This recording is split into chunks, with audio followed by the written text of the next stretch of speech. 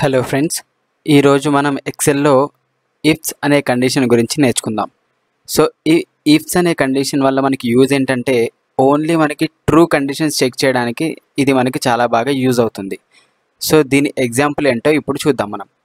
So ఇక్కడ నాకు ఒక ఎగ్జాంపుల్ మార్క్స్ అనేది తీసుకోవడం జరిగింది. అలాగే నేను ఒక గ్రేడ్ అనేది ఫైండ్ అవుట్ చేద్దాం అనుకుంటున్నాను ఈ ఇఫ్స్ అనే కండిషన్ యూజ్ చేసి. సో దాని సింటాక్స్ వచ్చేసి ఈక్వల్స్ టు IFS.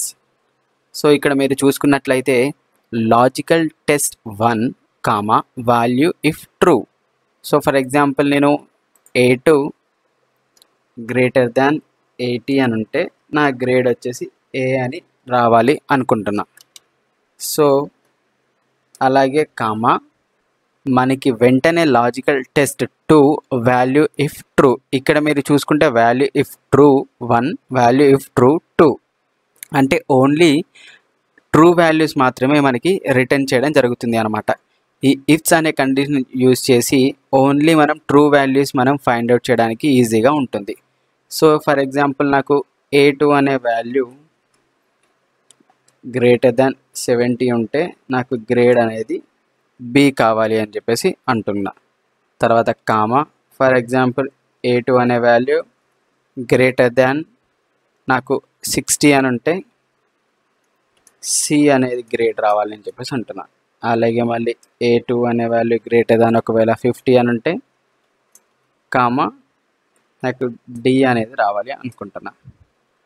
సో రాసేసి మనం జస్ట్ ఒక ఫార్ములా క్లోజ్ చేసి ఎంటర్ ప్రెస్ చేస్తే సో మనకి ఫార్ములాలో A2 అనే వాల్యూ గ్రేటర్ దాన్ ఇక్కడ మనకి ఫస్ట్లో 52 ఉంది కాబట్టి ఆటోమేటిక్గా D అనేది రావడం జరిగింది.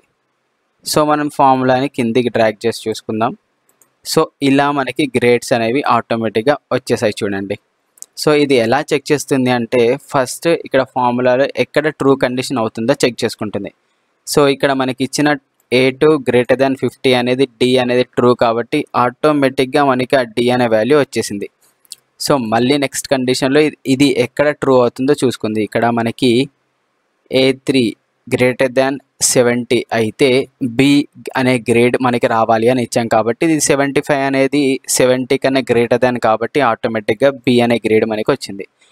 ఇది మళ్ళీ D, ఇది A, ఇది మళ్ళీ D, ఇది C, ఇది D, ఇది C. ఇలా మీకు మనకి ఒక పర్టికులర్ రేంజ్లో అది ఓన్లీ ట్రూ కండిషన్స్ అనేవి మాత్రమే చెక్ చేసుకొని మనకి రిజల్ట్ ఇవ్వడం జరుగుతుంది. సో ఇది ఇఫ్ కండిషన్ వల్ల మనకి యూజ్. ఇది ఈరోజు వీడియో.